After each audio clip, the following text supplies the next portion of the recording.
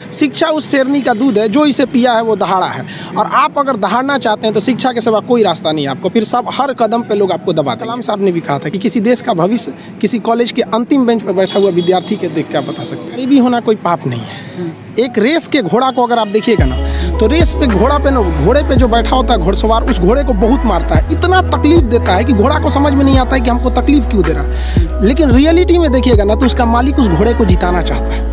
तो उसी तरह हमारा मालिक भगवान है। अगर हमें गरीबी दे रहा है, तकलीफ दे रहा है ना, तो आप इससे घबराइए नहीं। वो मालिक हमें जिताना चाह रहा है, और आप रेस छोड़ के भाग जाइएगा तो क्या करेगा? वो तो आपको जिताना चाह रहा है।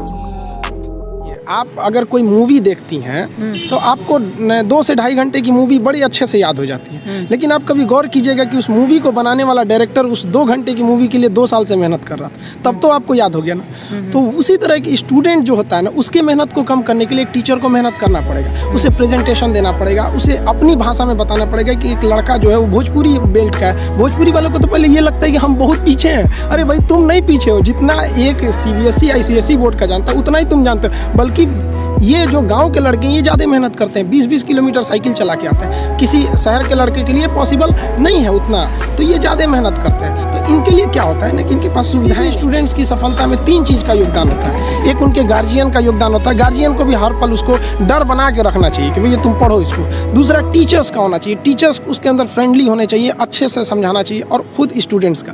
अगर ये तीनों का संयोग हो गया ना, तो दुनिया में ऐसा कोई चीज़ नहीं है जिसे जीता नहीं जा सकता। जिस दिन हिंदुस्तान का लड़का इस एनर्जी के साथ स्कूल में जाएगा, जिस एनर्जी से वो सिनेमा घर में जाता है किसी मूवी को देखने के लिए, उस दिन ये देश बदल जाएगा।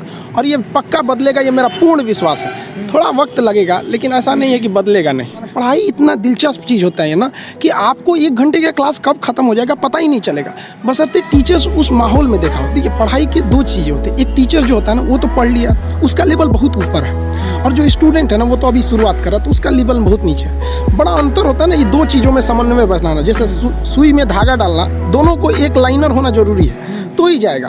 तो इसलिए क्या करना है कि टीचर्स को अपने लेवल को थोड़ा सा नीचे लाना। उसके लिए आसान है टीचर को कि भाई जो समझा रहा है बड़े लैंग्वेज में, उसको देहाती लैंग्वेज या नॉर्मल लैंग्वेज में समझाए, अपने लेवल को थोड़ा सा नीचे। और लड़के का भी ये कर्तव्य बनता है, माँ बाप का भी कर्तव्य बनता है कि उसको हमेशा प्रेरित करेंगे, थोड़ा सा तुम घर से थोड़ा सा मेहनत करके आओ इसमें कि सर आज क्या पढ़ाने वाले हैं। जैसे ये हो जाएगा फिर कोई समस्या नहीं आएगी। तो टीचर स्टूडेंट दोनों की ओर से होना चाहिए इस चीज़ को। लेकिन टीचर को समझना चाहिए कि आप पढ़े लिखे हैं, आपसे गलती ना हो, इसलिए आप लड़कों को उनकी कमजोरी तक में बताएं। यहाँ पर बहुत से लड़के होते हैं, वो तो सवाल ही नहीं पूछ पाते हैं डर के मारे।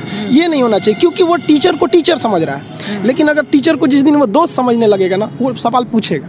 और अगर वो सवाल नहीं पूछ रहा है तो आप क्या कर रहे हैं? 130 करोड़ जनसंख्या में आप एक मानव